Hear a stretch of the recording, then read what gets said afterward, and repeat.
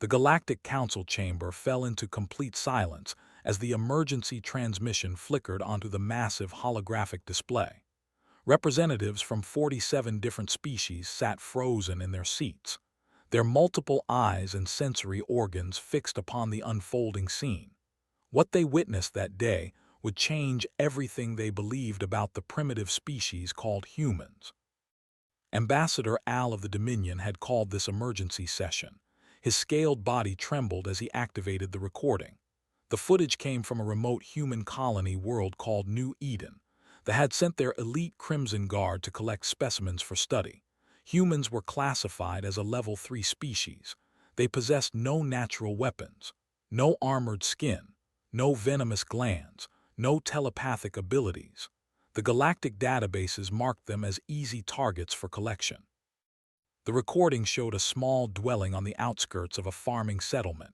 Simple construction, basic materials, nothing remarkable. Inside lived a human female named Sarah and her 3 offspring. The oldest child was merely 8 cycles old.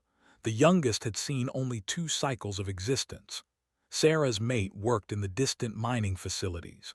She was alone with her children when the Crimson Guard arrived. Commander led the extraction team. He stood over 2 meters tall. His exoskeleton gleamed with ceremonial battle honors. 17 successful planetary conquests decorated his chest plate. His 4 arms ended in razor-sharp claws capable of slicing through reinforced steel. Behind him stood 6 equally decorated warriors. Each one had proven themselves in countless battles across the galaxy. The soldiers surrounded the small dwelling. Their scanning equipment detected 4 life forms inside, 3 small, 1 adult. Commander transmitted the standard subjugation warning: surrender or face termination. The Galactic Council watched as the human female appeared at her doorway. Sarah stood barely 1.5 meters tall. She weighed perhaps 60 kilograms. She possessed no claws, no fangs, no natural armor. Her soft skin could be punctured by the weakest of weapons. By every measurement in the galactic database, she posed 0 threat to the elite soldiers surrounding her home. The council members noted her physiological response. Her pupils dilated. Her breathing accelerated. Chemical signatures indicated massive hormone release. The scientists in attendance recognized the fear response. They had documented it in thousands of species before capture. They expected the human to submit. They were catastrophically wrong. Sarah did not submit. She did not flee. She did not beg for mercy. Instead, she stepped fully onto her porch and spoke words that would echo through galactic history. She told the soldiers they would not touch her children. Her voice carried no tremor. Her stance showed no weakness. Something ancient and terrible awakened behind her eyes. Commander found this amusing. He ordered his soldiers forward. The first Crimson Guard warrior approached the dwelling with confident steps. His species had conquered entire planetary systems. One soft-skinned human female presented no obstacle. The warrior reached for the door. Sarah moved. The galactic observers struggled to comprehend what happened next. The human female grabbed an agricultural implement leaning against her wall, a simple metal tool used for soil cultivation. She swung it with unexpected force. The blow connected with the warrior's knee joint. The impact shattered the supposedly indestructible exoskeleton. The elite soldier collapsed screaming. The council chamber erupted in confused murmurs. Ambassador Al raised his appendage for silence. The recording continued. Commander dispatched 2 more soldiers simultaneously. They approached from different angles. Standard capture formation. They had executed this maneuver hundreds of times. The human female should have been overwhelmed instantly. Sarah grabbed her wounded attacker's ceremonial blade from his belt. She moved with fluid grace that her species classification. The first soldier lunged. She ducked beneath his strike and drove the blade upward through the gap in his chest armor. The second soldier hesitated for one fatal moment. That hesitation cost him his life. Sarah retrieved the blade and opened his throat in a single motion. 3 elite Crimson Guard warriors lay defeated in less than 30 seconds. The Galactic Council sat in stunned disbelief. Several representatives requested verification that the footage was authentic. Ambassador Al confirmed its validity 17 times. Commander's confidence shattered like glass. He ordered his remaining 3 soldiers to attack together. Full lethal force authorized. The mission parameters no longer mattered. This human female had humiliated his unit. She had to die. The 3 warriors charged as one. Their combined weight exceeded 600 kilograms of armored killing power. Their claws could tear through starship hulls. Their reflexes operated at speeds no human could match. Every tactical analysis predicted Sarah's immediate termination.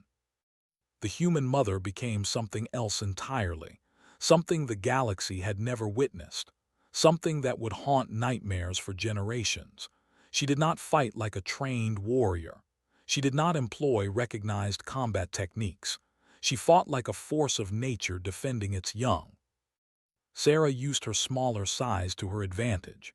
She rolled beneath the first attacker's strike and hamstrung him with a kitchen knife she had concealed in her clothing.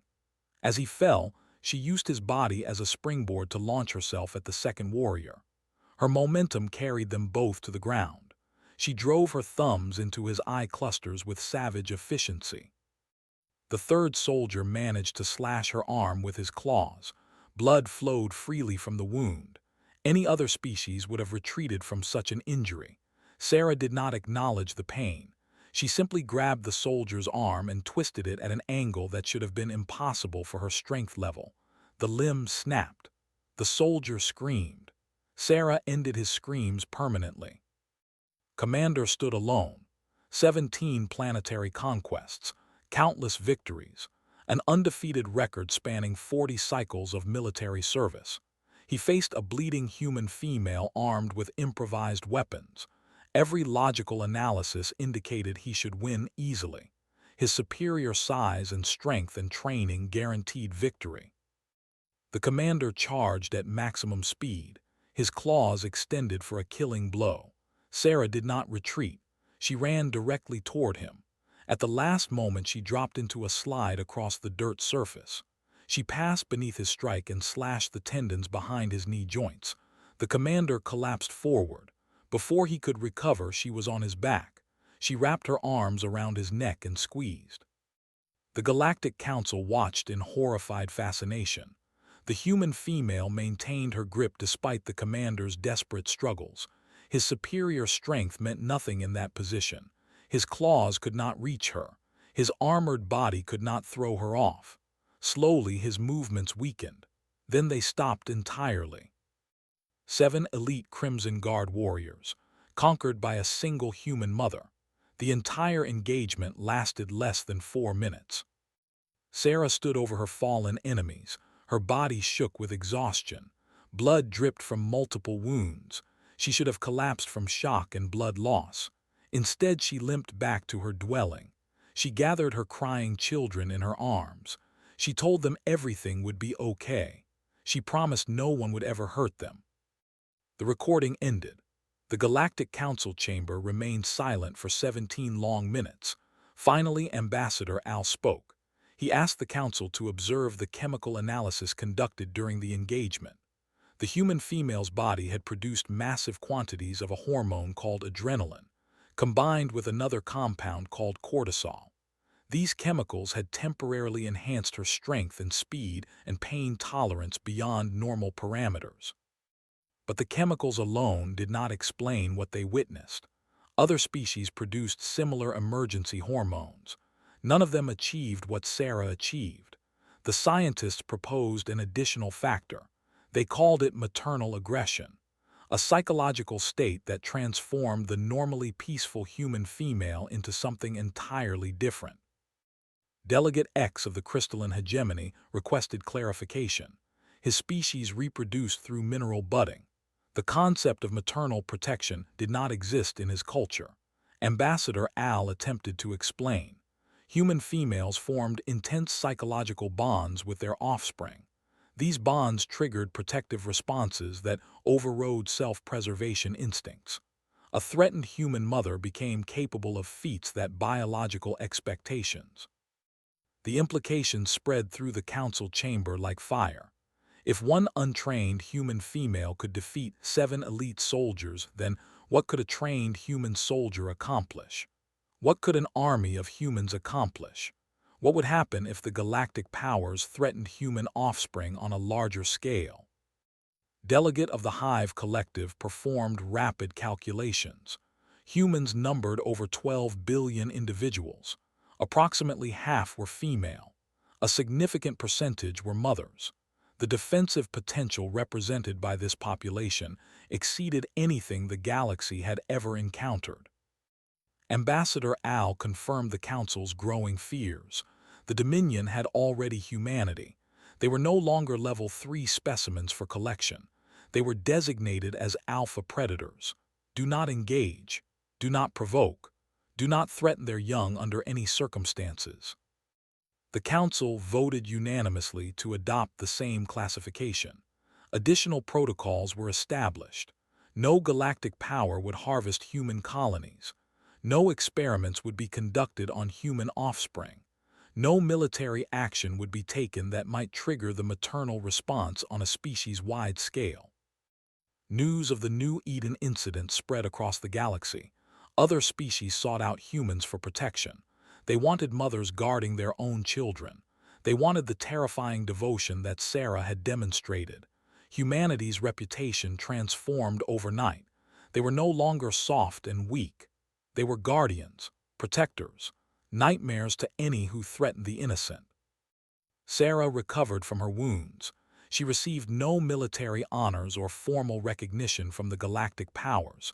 She did not want such things. She returned to her normal life. She raised her children. She tended her garden. She baked bread and told bedtime stories. She remained simply a mother who loved her children. But the galaxy never forgot what she did. Statues were erected on 100 worlds depicting a human mother standing over fallen warriors. Songs were composed in languages she would never understand. Her name became synonymous with unstoppable protective fury. Commander survived his injuries. He spent the rest of his days warning young soldiers about the humans. He told them to never underestimate the soft-skinned species. He told them that size and strength and training meant nothing against a mother protecting her children. Most importantly, he told them to run if they ever saw that particular look in a human's eyes. The look that Sarah had shown him before everything went dark. The Galactic Council eventually understood a fundamental truth about humanity. They were not dangerous because of technology or numbers or resources. They were dangerous because they loved. And love in the wrong circumstances became the most destructive force the universe had ever known. This was the lesson of New Eden. This was the legacy of Sarah. This was why the galaxy learned to respect the species they had once considered primitive and weak. The humans called this force by a simple name. They called it a mother's love. The galaxy called it something else entirely. They called it terror.